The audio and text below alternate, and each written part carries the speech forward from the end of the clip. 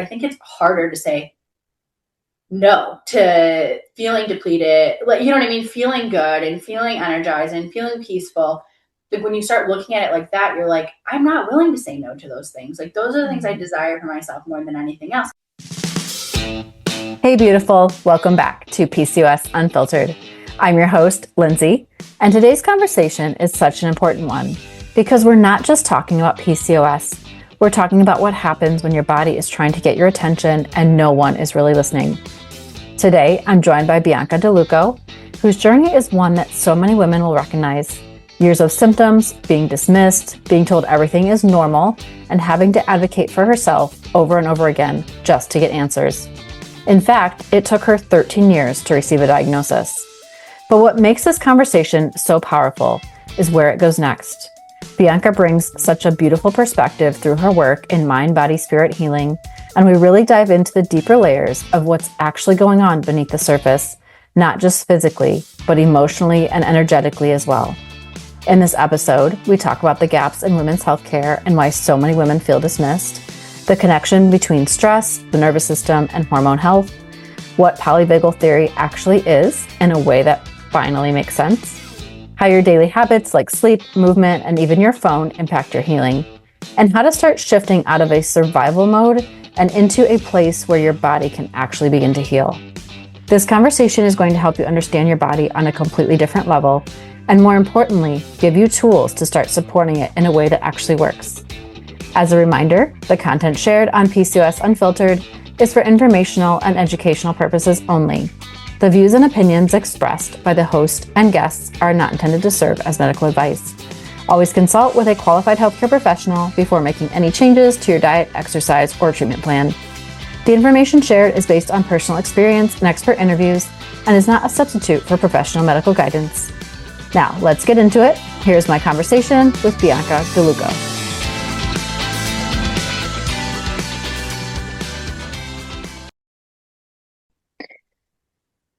You mentioned polyvagal theory.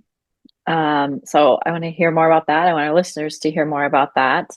So can you explain, kind of what that is and the three nervous system states that, that play a role in that, and then how you see that showing up for women, whether that's, the women that you see in your studio, women with PCOS, for yourself, all of that. So since I got started writing yoga 10 years ago, nervous system is always something that's been like kind of quietly discussed in the background, but it's not been like the forefront of conversations, right? We'd hear a lot of conversations around like your fight or flight, and then later your freeze and fawn, right? Like started getting added into the conversation versus the rest and digest state, right? So there'd be like a lot of times where I'm like welcoming people to a sound bath, and I'm like, yeah, the sound bath helps because it brings you into your rest and digest state. And people are like, great, what the heck does that mean? Like, why should I care? I didn't even eat. Like, why do I need to digest? Like, what does this mean? So the typical or like original kind of nervous system perspective was that there was like basically those two states, the parasympathetic and the sympathetic, right? And so you're either in the rest and digest or you're in that activated state. Polyvagal theory went like a step further to divide it into three different states. Basically, we have the first state, and I'm going to use non-scientific terms for those of us who are like not fully ready for a full conversation on this. But you have your green state, right? Your green state is where you're social, you're sleeping optimally, your digestion is optimal, everything is functioning optimally, right? So we had that conversation about normal range versus optimal. This is where everything is optimal. And ideally, we are spending the majority of our time in this optimal state. Most of us are not, because of our fast-paced lifestyle, because we're spending so much time on our devices, because we're eating ultra-processed food, because we're not moving our bodies enough, because we have more stress than historically we've had, because we're exposed to so much in media, because we could go on, like the list could go on and on, but we're not spending the majority of our time there. So from the green zone, you can enter into the yellow zone. And the yellow zone is where we are activated and we're aroused. So things like stress and anxiety are like in that yellow zone. So it's like when life is very chaotic and very stressful, you're in this yellow zone. Now, that doesn't mean that there's anything bad or wrong with the yellow zone, right? Exercise is a form of stress on the body. It will bring you out of the green zone to the yellow zone. The idea, though, is that we spend the majority of our time in the green zone and we're able to go in and out of the yellow zone freely. The problem happens when we're spending the majority of our time in that yellow zone and getting stuck in that yellow zone and not entering back into the green zone, right? Like, take exercise, a healthy form of stress, for example. You would ideally go into that for 30 minutes, an hour, however much time you're exercising. And then after it, your body would self-regulate and you go back to the green zone. Most of us, because we're like chronically stressed, are staying in that yellow zone, no matter what we're doing, exercising or not, staying in that yellow zone. We're not ever spending much time in the green zone. From the yellow zone, there's then the red zone. And the red zone is where we become shut down. We're depressed, we're dissociated. And that happens as a result of too much yellow zone. So if you are somebody who is like every day after work, just like watches endless Netflix, is like just drowning in that like distraction, or just like is scrolling on your phone and like people are talking to you, but you're not really like understanding the conversation, or you're like agreeing to stuff kind of like passively, like, do you have a good day today? Yeah. Like, you know what I mean? Like, without like really being present, or feeling like life is controlling you versus you being in control of your life, kind of thing. For a lot of years, I was in that red zone, right? Like spending endless amount of time on my phone, spending endless amount of time on my couch, like not connected to the people in my life. Like my best friends would be like, hey, let's hang out. And I was like, not interested, right? So very, very dissociated and shut down. That is a sign that you can almost think of it like a bucket, right? Your capacity is like a bucket.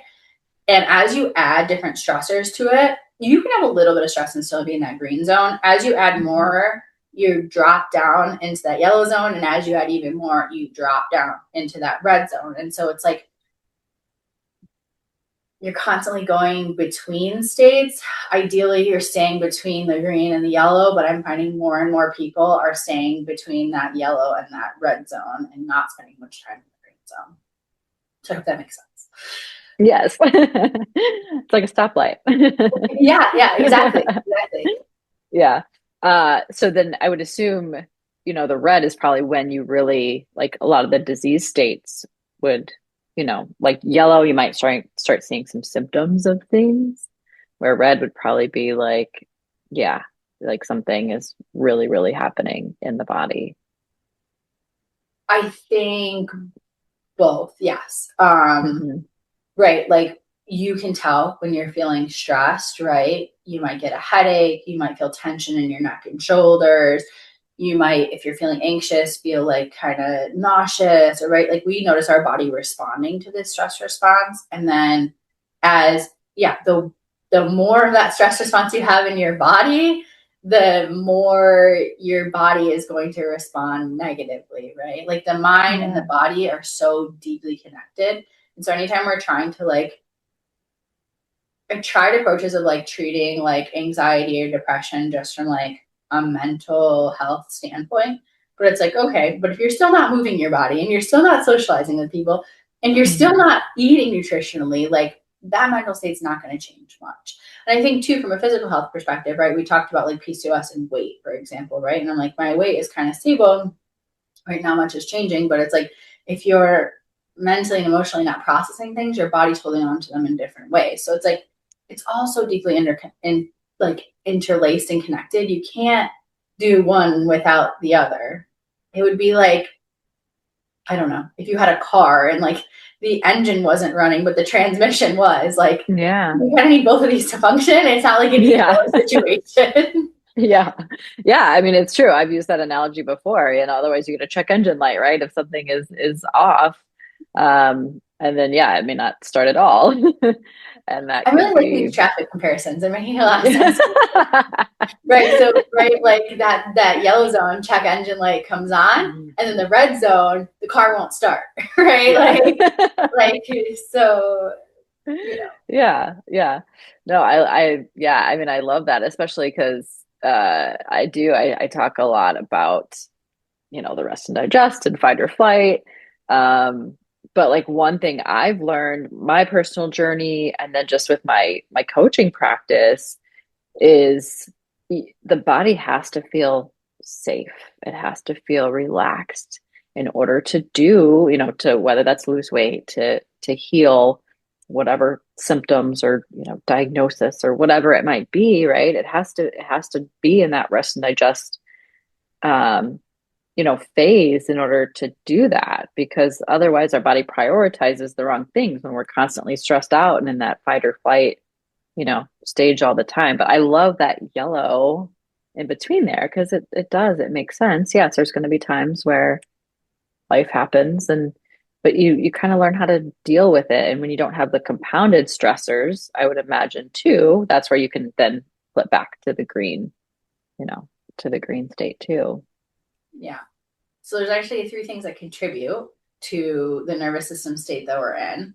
And Mm-hmm. learning this was like a big like polyvagal theory in itself was like, oh my gosh, this makes sense. Like, and the interesting thing too is like you don't go from red to green. So if you start doing things to like support yourself, you're not going to go from red to green. You always have to pass through yellow. So whether you're going from green to red or red to green, you're always passing through that yellow state. So that's either a sign that things are improving or a sign that things are starting to go wrong. So if you are someone who is in that like dissociated state and you're like feeling like really numbed out and like disconnected from life, and then all of a sudden you start feeling like really stressed and anxious all the time, and you're like, well, I feel just as bad or maybe even worse, like depending on how you like connect to those emotions, like that's actually a sign you're like moving out of that numbed state into an activated state. And from an activated state, you can then go to a regulated state. So don't feel like if you are making that progress that it's like bad progress, because like even though you're not feeling great yet, you're still like moving in. It's like a ladder. You climb up and down and you can't just like skip steps. So Yeah. three things that contribute it's kind of an equation. So the first part is past stressors. So things like childhood trauma, growing up in poverty, if you've experienced things like racism or sexism, that could all be in that. Any form of abuse, domestic violence, living in a household that's like constantly explosive where you have to walk on eggshells, like anything. A teacher in first grade that constantly humiliated you and made you feel like you were stupid. Like any type of past stressors is the first part.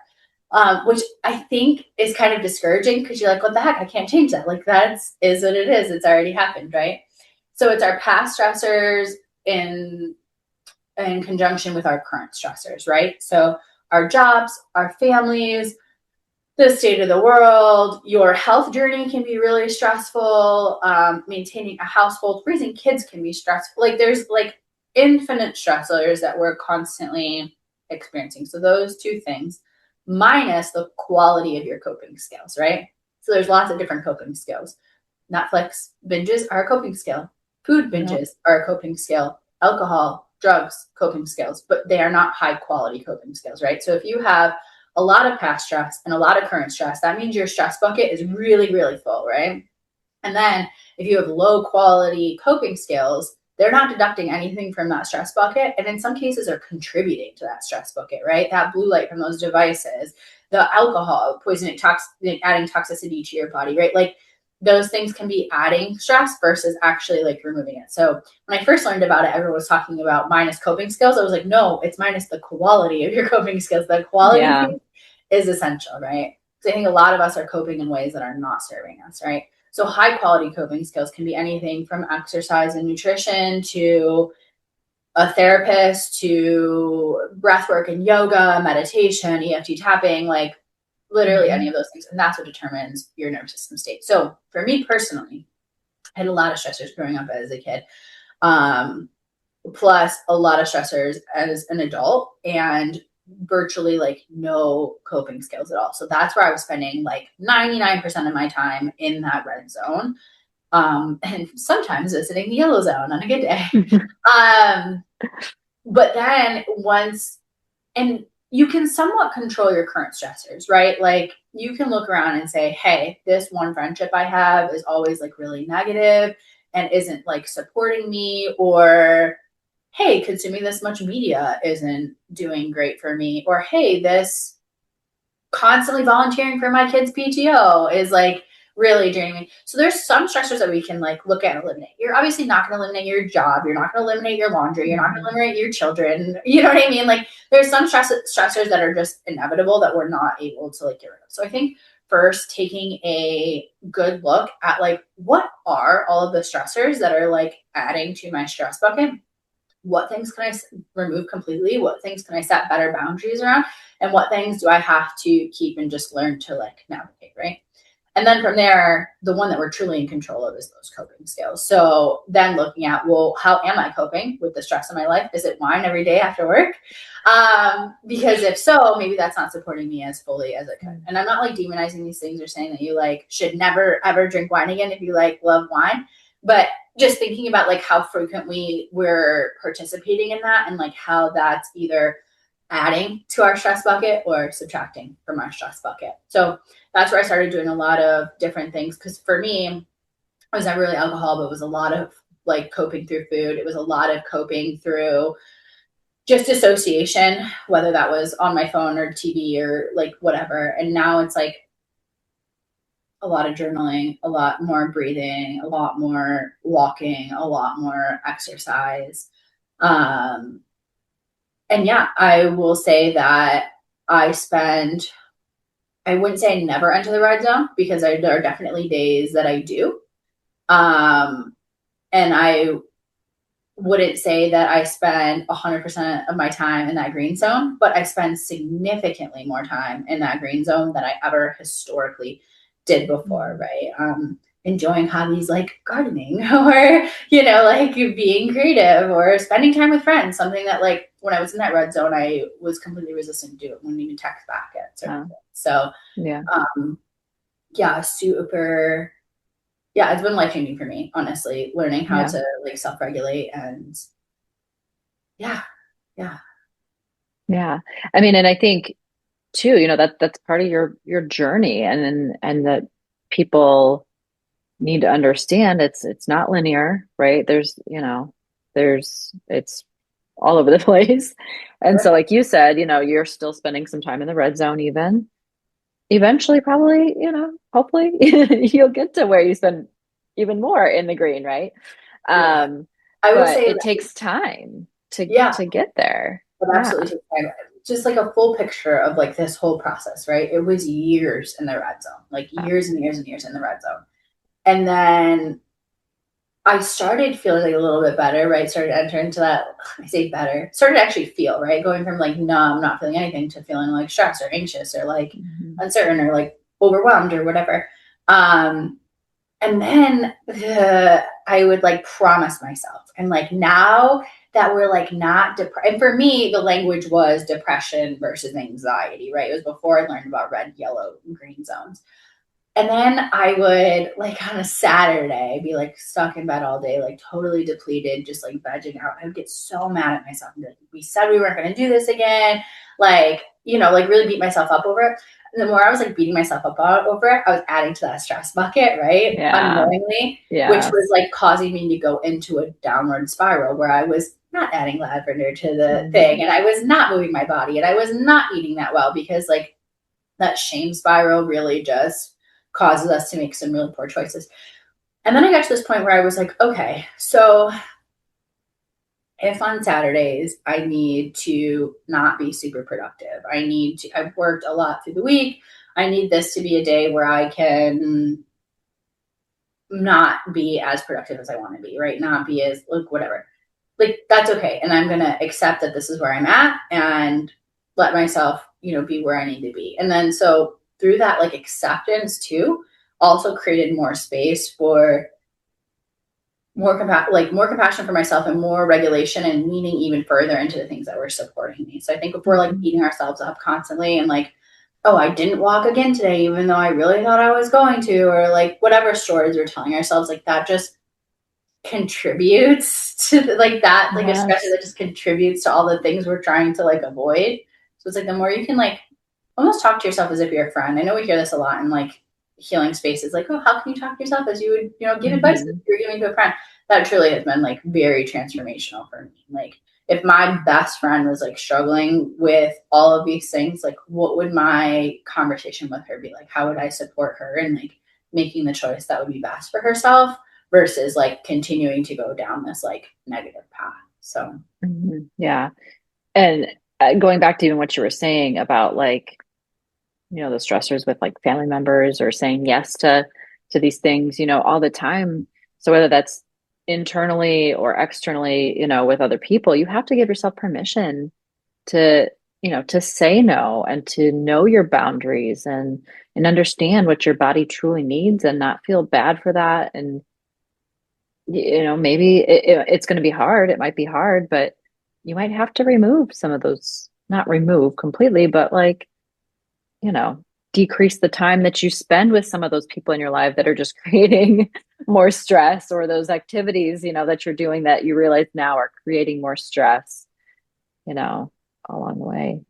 It's funny. I thrive on like mantras. Like they've really helped me like change my mindset and like perspective on things.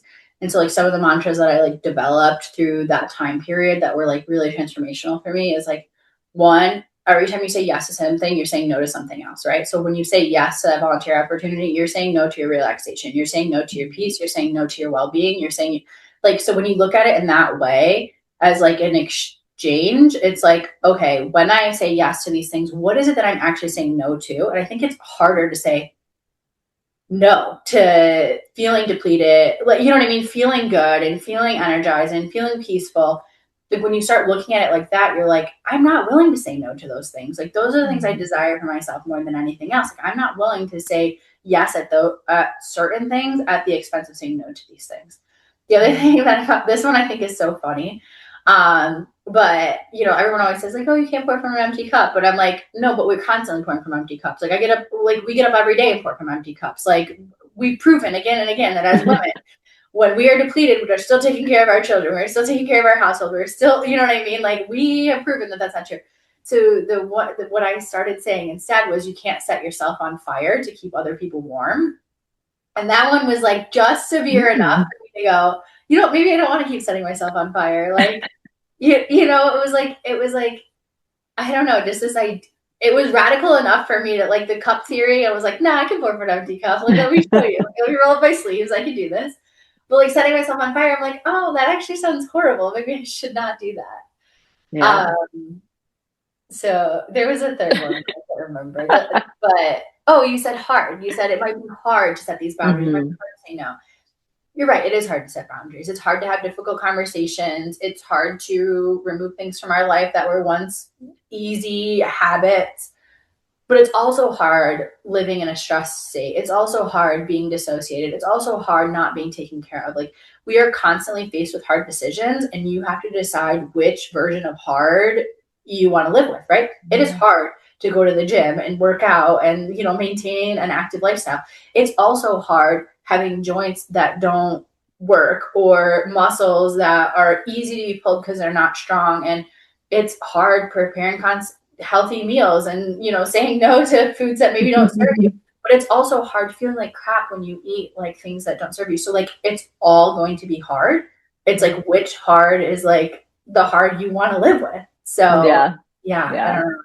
I think we all know, right? We know what we're supposed to do regarding sleep. We know what we're supposed to do regarding diet and exercise. Like we know this. We have this information.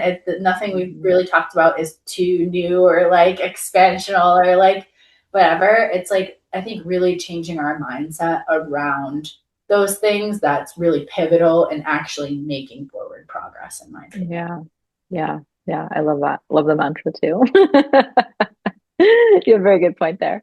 So as we kind of start wrapping up, if someone listening is stuck in that, that red state, maybe even a lot more yellow, stuck in that stress mode, what are your favorite tools for self-regulation that they could start using today? So there are infinite tools, right? Like spending time in nature could be great for you. Running could be great for you. I will say that the tools that are best for me are not the tools that are going to be best for you, right? Like there are, if you are, I don't know, it in the same way that we all like different foods, there's all different things that will serve us differently. So I think it's important to have like a wide variety of tools to explore to find out like, okay, this one really works for me and this one really doesn't. For me personally, I love like yogic kind of breath work, not like the somatic breath work that's like very trendy right now where people are like breathing really deep and forcefully to like bring up emotions. I know that that serves some people. That is not personally for me. I think it's more activating than it is regulating. And so it's not something I typically dabble in. But like things like square breathing, 4-7-8 breathing, even just deep belly breaths. I love breathing specifically because unlike a yoga practice or like you don't need a journal or a mat or an instructor or an hour or like whatever. It's something like very user friendly. It's literally the one tool that's always with you that whether you're Yes. at a holiday dinner or you're in a work meeting or you're in line at traffic, like it doesn't matter where you are or what you're doing. It's the one resource you can always tap into to help create change in your body. There's a Going back to that like polyvagal theory and like the vagus nerve, like anytime your exhalation is longer than your inhalation, you're activating the vagus nerve, which helps bring us out of those activated states into a more regulated state. So really super simple. You can do it anytime, anywhere, like just fully. I will say when it comes to like the mental stress and like the mental load and carrying the weight of everything that's going on and constantly go, I have to do this and I have to go here and I can't forget this and journaling is like the number one thing that helps like clear my mind, right? Like people like love meditation, right? If I sit in meditation, those thoughts are just like like a little pinball machine. But I love to actually journal, get it all out on paper, and then sit, because then it's like then you have the space to like just be like knowing that it's all held somewhere else. When it comes to feelings of like anxiety specifically, EFT tapping has helped me unlike anything else. Like I've been teaching yoga for 10 years, more than yoga, more than breath work, more than meditation, more than journaling, more than anything I've done. EFT tapping has been incredible for anxiety. Like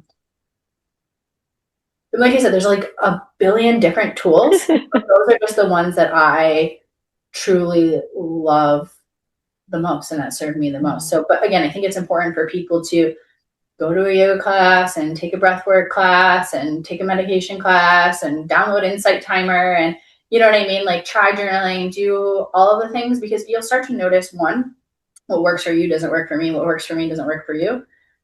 And two, that different things work for different things, right? Like I said, EFT, my go-to for anxiety. I don't even waste my time with the other things versus like, if I'm feeling low energy, I might do something like I love to swim. If I'm feeling like really depressed, dissociated, numb, anything like that. Cold exposure was really, really helpful for me in that time. Like I was in a place where I was like completely numb and shut down. So activating was important. Then when I got to a place where I was more in like an overwhelmed, stress, anxiety state, I found cold exposure too activating and something I did not want to participate anymore. I think a lot of it comes down to being intuitive and listening to your own self and like, one, where do you feel called? Like if you keep feeling like, oh, I just feel like I need to sit and quiet. Like I feel like I just need to like journal. Like I get these itches to like start doing something, right? And like that's how I know that that's what I'm meant to do next. And so I think one, listening to that, and then two, like noticing how you feel before, during, and after those things, and like leaning into the ones that are good, and the ones that aren't good, just you don't have to do all of them. You don't have to have a 90-minute morning routine that includes all of the things. Like you don't. You just have to find what specifically works for you. So it takes a little practice. It takes a little troubleshooting, but it's worth it. Yeah. Those are great. Love it. Well, last question is how can somebody find you and connect with you? Yeah, so my website, biancadeluco.com, is just my first and last name. I'm on Instagram at Bianca DeLuco. Facebook, I think, is actually Bianca M. DeLuco. I think my personal page was was taken by Bianca DeLuco, so I had to add an initial. And then YouTube, you guessed it, Bianca DeLuco. So if Awesome. you search my name, it'll all kind of come up there. So yeah. Awesome. I'll link everything in the show notes too. But well, thank you. I mean, I still learn, as I have more conversations. So I loved hearing about, those different the red, yellow, and green states and polyvagal theory. I think, yeah, I think a lot of people can get a lot from that and from our conversation. So I thank you so much for being here. I appreciate you opening the space and allowing me to come here. For any of your listeners that are looking for a space to develop some self-regulation tools and explore some different things, I do have a program online called Inner Healer. That is the introductory workshop is actually a lot of the things we talked about today. So they could watch it if they wanted. They could skip over that part. But then it's 30 days of different tools, different breathing exercises, different EFT tapping scripts, different things that we didn't, discuss here at all. So it's an opportunity to try a variety of different things, notice how how you respond to those things, and get clear on what quality coping skills will actually help deduct from your stress bucket moving forward. So that's available too for anybody that is really feeling called to do that. So awesome. Yeah. Like I said, we'll link that all in the notes too. But thank you again. Yes, thank you. If there's one thing I hope you take away from today's episode, it's this. Healing isn't just about what you're doing. It's about the state your body is in while you're doing it. Because you can be eating the right foods, taking the supplements, doing all the things, but if your body is stuck in stress, in survival mode, in that constant fight or flight, it's going to feel like nothing is working. And that's why this work matters. Learning how to regulate your nervous system, learning how to listen to your body, learning how to support yourself in a way that actually feels sustainable. That's where real change starts to happen. And like Bianca said, this isn't about doing everything perfectly. It's about finding what works for you and building from there. So maybe today, your step is simple. Take a few deep breaths, go for a walk, put your phone down before bed, or just get curious about what your body is trying to tell you. You don't need to overhaul your life overnight. You just need to start paying attention. If you loved this episode, make sure to subscribe so you don't miss what's coming up next. Share this with someone who might be stuck in that stress cycle, and leave a review so more women can find these conversations. And as always, if you're ready to go deeper into your own healing journey, you can find all the ways to work with me in the show notes. I'm sending you so much love, and I'll see you on the next episode of PCOS Unfiltered. Nourish, heal, thrive.